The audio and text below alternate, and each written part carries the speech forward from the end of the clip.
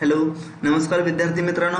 महाजनकोनं नुकतंच या ठिकाणी इन्फॉर्मेशन हँडआउट रिलीज केलेला आहे असिस्टंट इंजिनियर आणि ज्युनियर इंजिनियर या एक्झामसाठी. त्याच्यामध्ये मेकॅनिकल ब्रँच असेल, इलेक्ट्रिकल असेल आणि इन्स्ट्रुमेंटेशन ब्रँच असेल.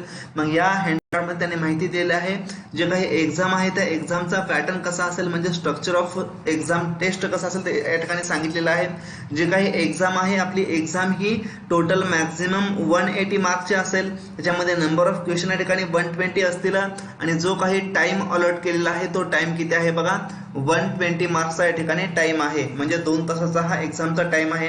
या एक्झाम मध्ये जे काही प्रोफेशनल नॉलेज आहे, म्हणजे जे काही टेक्निकल कंटेंट आहे, तो टेक्निकल कंटेंटचे जे काही नंबर ऑफ क्वेश्चन आहेत ते नंबर ऑफ क्वेश्चन या ठिकाणी 60 आहेत आणि त्यासाठी जे काही मार्क आहेत ते मार्क किती आहेत बघा, 120 आहेत.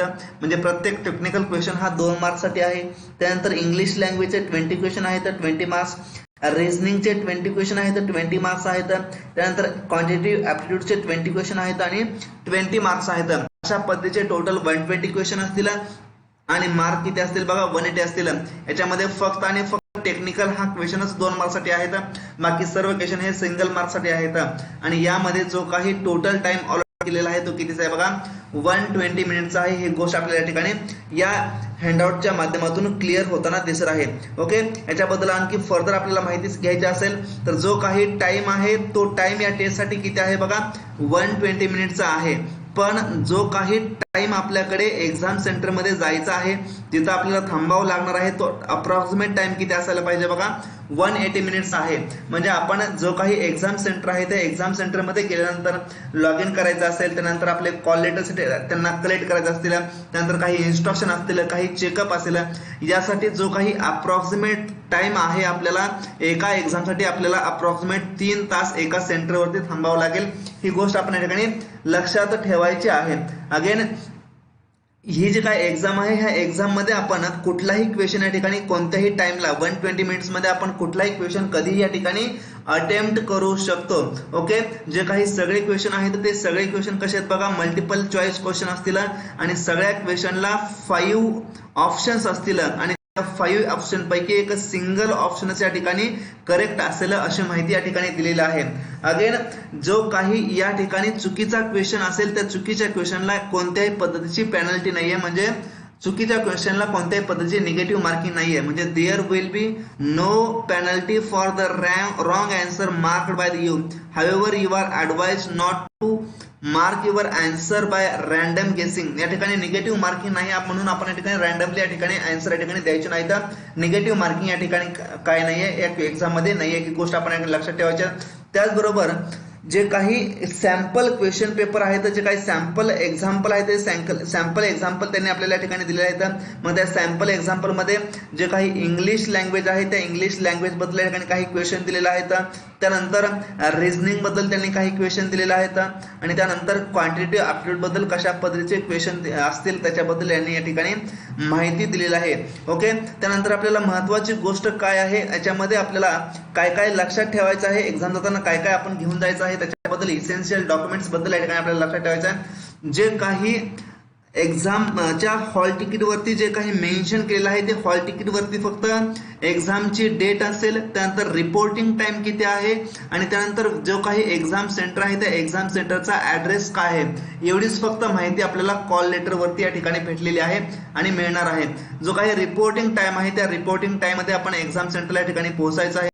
अगेन एक्झाम सेंटरला आपण जात असताना आपण आपलं कॉल लेटर या ठिकाणी घेऊन जायचं आहे. त्याचबरोबर रिसेंट फोटोग्राफ आपण घेऊन जायचं आहे. त्यानंतर जे काही फोटो आयडी कार्ड आहे त्या आयडी कार्डची आपण फोटोकॉपी या ठिकाणी घेऊन जायची आहे. Okay, this is essential. Please hand over this call letter along with the photocopy of the photo identity proof duly stapled together to the invigilator. Okay, म्हणजे या ठिकाणी जे काही आपली फोटोकॉपी आहे आणि जे काही आपलं कॉल लेटर आहे ते कॉल लेटर आणि फोटोकॉपी आपण या ठिकाणी जो काही या ठिकाणी इन्व्हिजिलेटर असेल त्याला आपण काय करायचे, प्रोव्हाइड करायचे आहे. ही या ठिकाणी गोष्ट महत्वाची आहे. म्हणजे आपण या ठिकाणी जे काही आपलं आयडी प्रूफ आहे ते आयडी प्रूफ प्लस जे काही कॉल लेटर आहे ते कॉल लेटरच्या कॉपी आपण या ठिकाणी सबमिट करायच्या आहेत.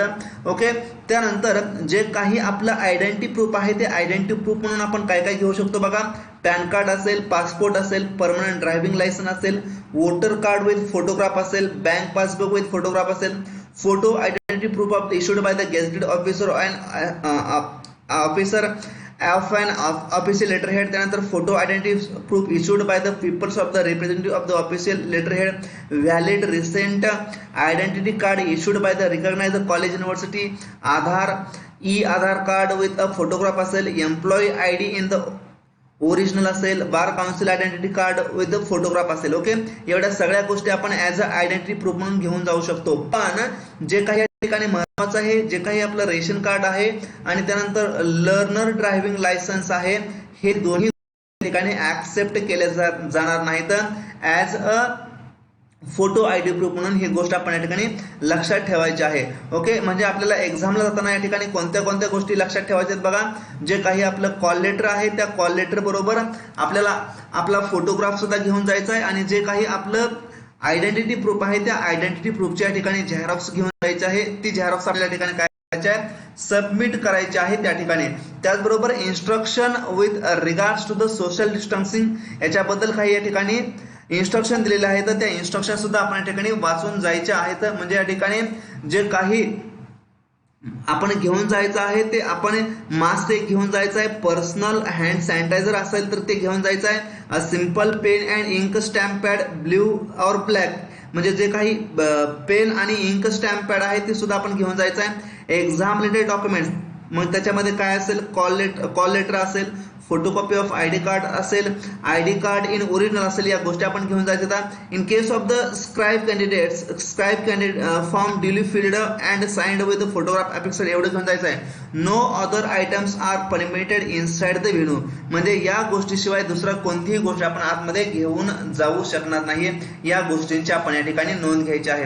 म्हणजे एक्झॅक्टली आपण काय काय आतमध्ये कॅरी करू शकतो, तर मास्क असेल, सॅनिटायझर असेल, सिंपल पेन असेल आणि इंक स्टॅम्प पॅड असेल, त्यानंतर एक्झामच्या रिलेटेड डॉक्युमेंट असेल, मग ते कॉल लेटर असेल, फोटो कॉपी आयडी असेल आणि त्यानंतर फक्त आयडी कार्ड इन ओरिजिनल, एवढ्याच गोष्टी आपण एक्झाम सेंटरमध्ये घेऊन जाऊ शकतो. सो महाजनकोची ही जी काय एक्झाम आहे, ही एक्झाम या ठिकाणी ऑलमोस्ट 7 इयर नंतर आलेली आहे.